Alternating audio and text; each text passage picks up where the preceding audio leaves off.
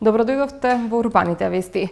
На првиот повик од конкурсот за манифестацијата Нов културен бран се пристигнати 190 пријави, од кои 52 или околу 30% се прифатени. Вестите следуваат веднаш по генералната најава.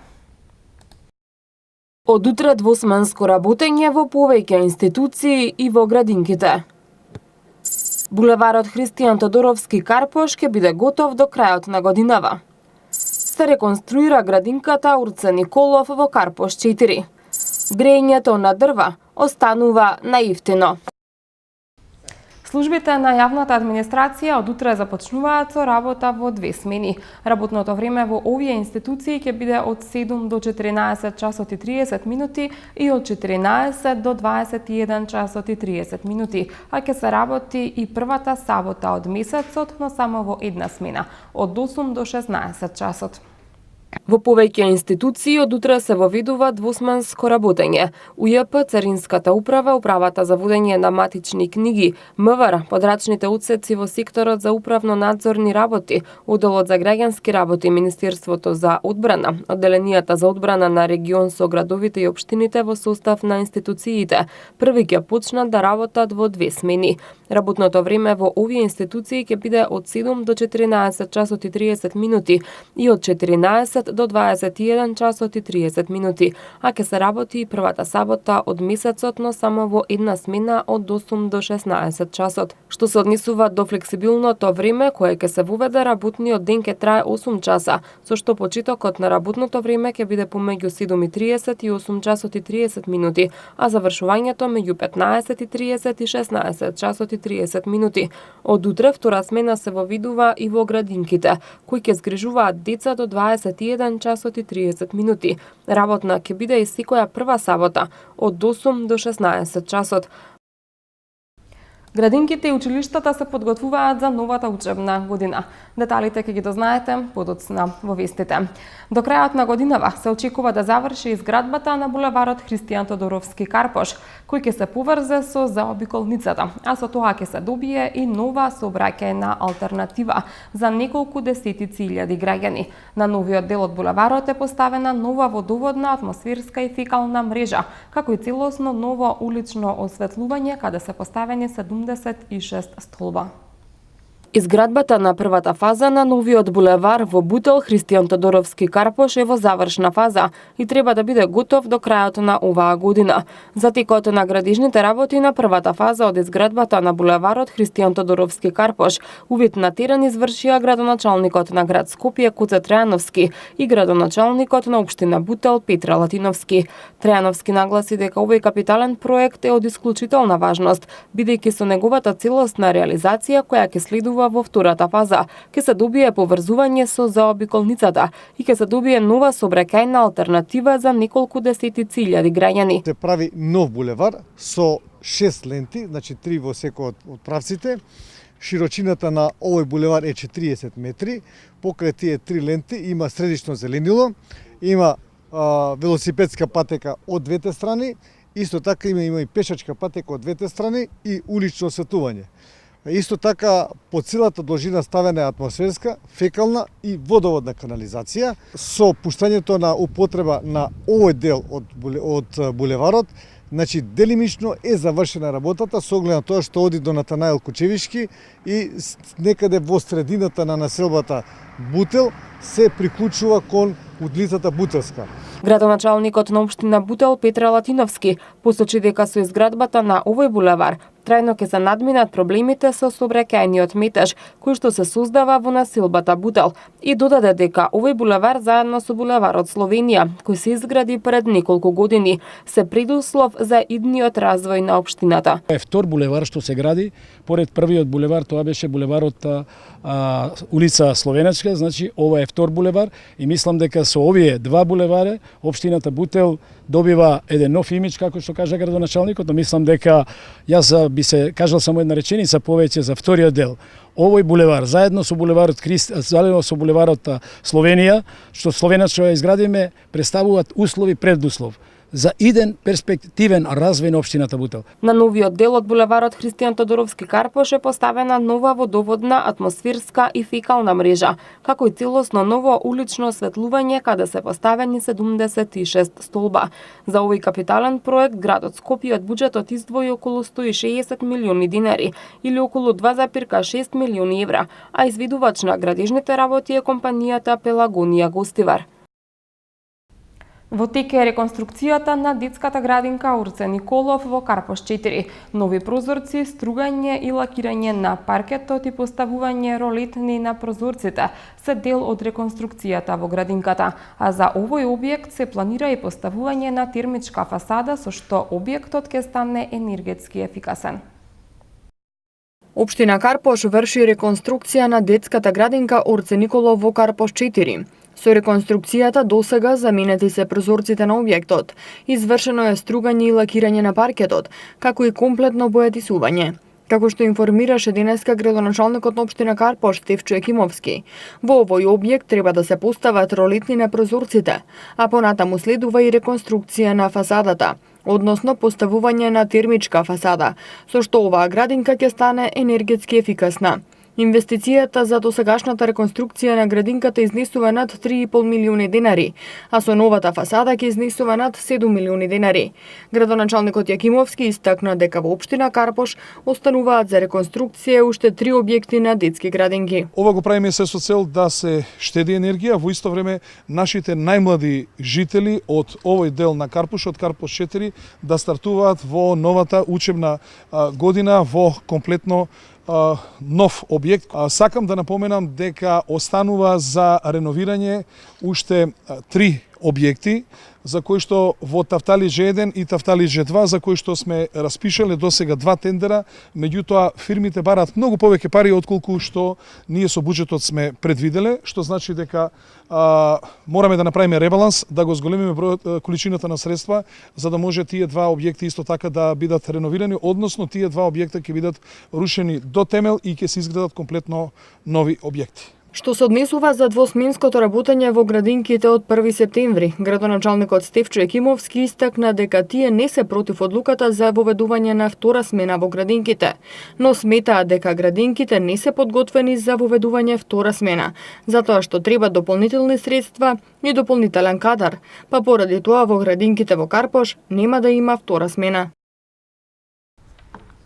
Градинката Сончоглед, клон на градинката Висели цветови од Киселавода. Дечињата на 1 септември ќе ги причека во реновирани простории.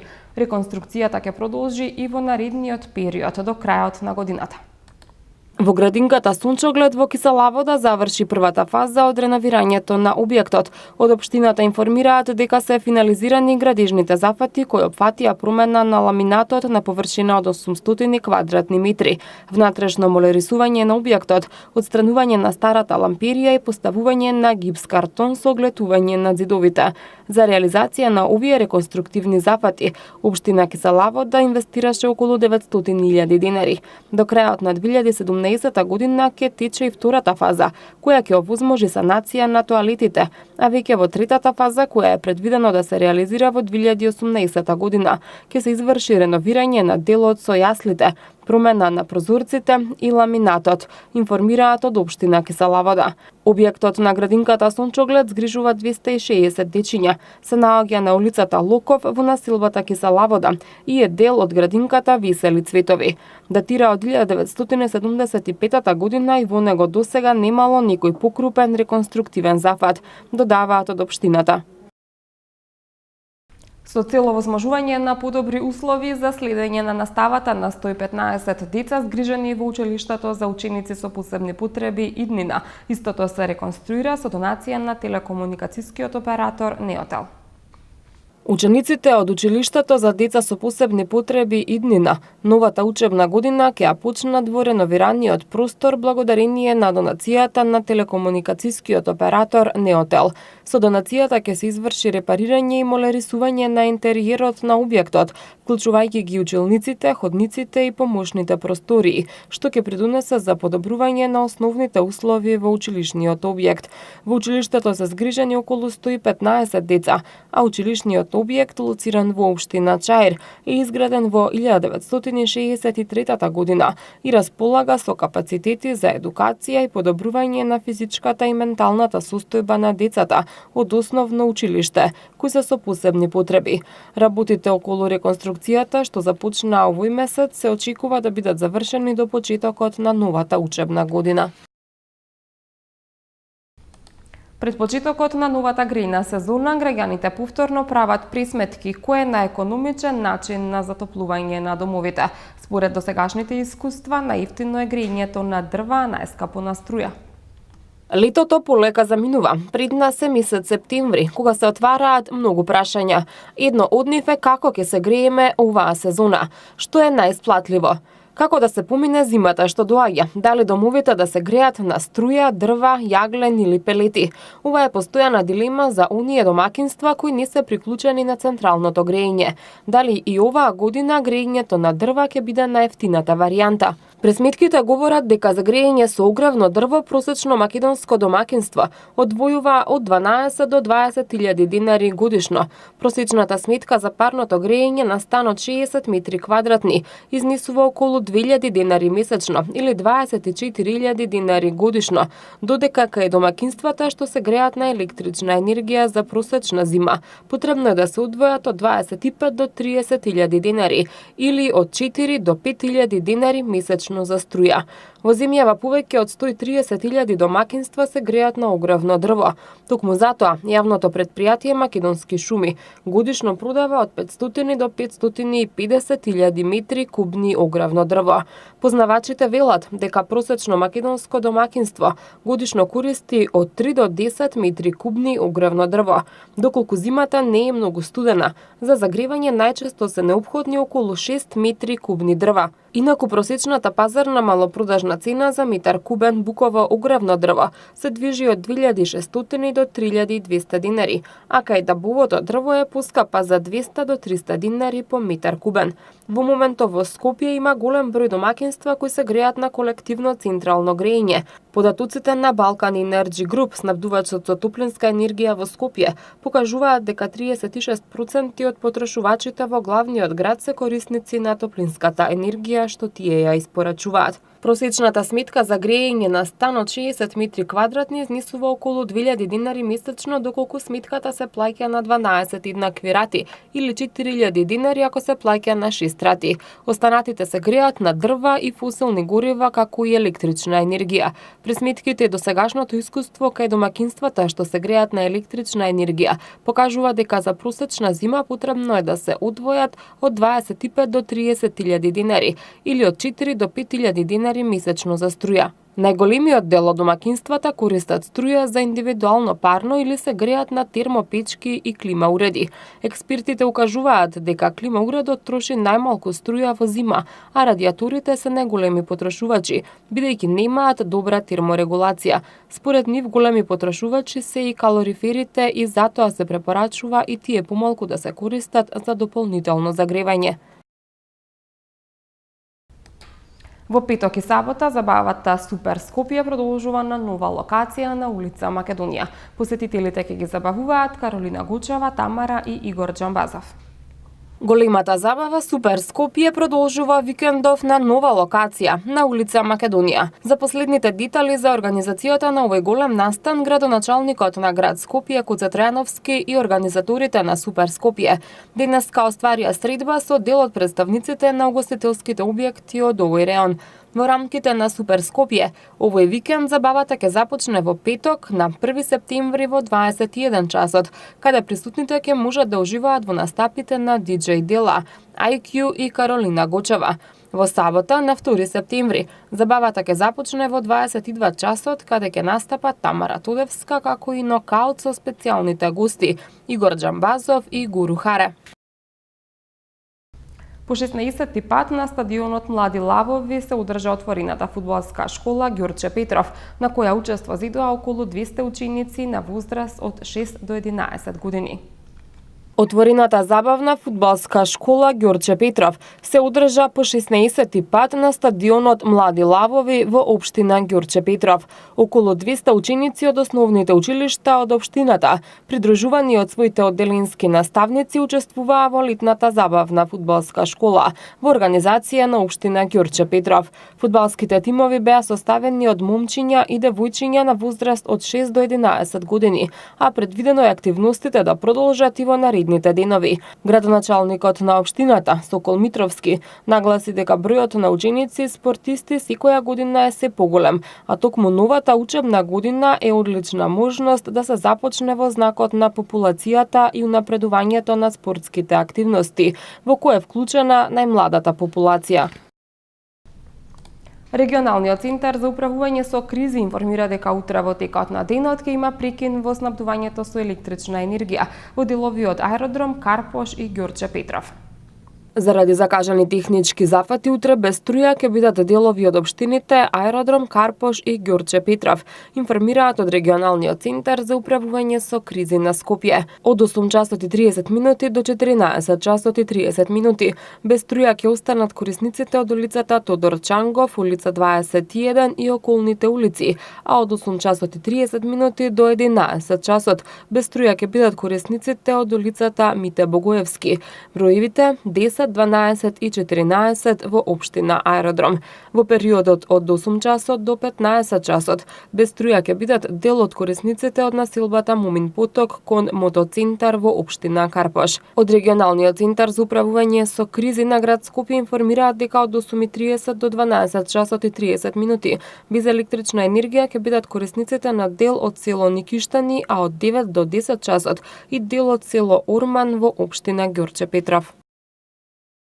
Во наредните 3 дена времето ќе биде сончево и топло со мала до умерена облачност. Особено топло се очекува во петок и сабота, кога наместа температурата ќе биде над просекот за овој период од годината.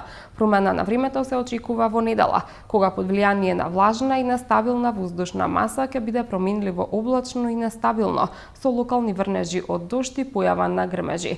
Дневната температура ќе опадне, особено во почетокот на следната недела. МТМ Метео е во продолжение.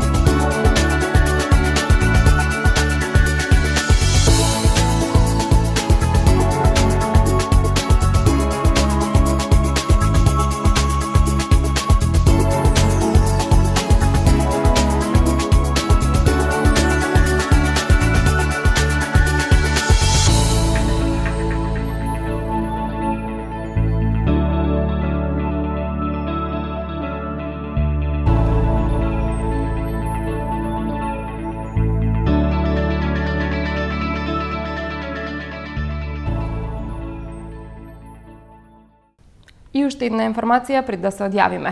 Судовите во Македонија од понеделник, 4 септември, ќе работат од 7:30 до 15 часот и 30 минути, наместо како што беше досега од 8:30 до 16 часот и 30 минути. Ова беше последната информација за ова издание на Урбаните вести. За повеќе информации посетете нашата веб страна mtm.mk. Од мене довидување.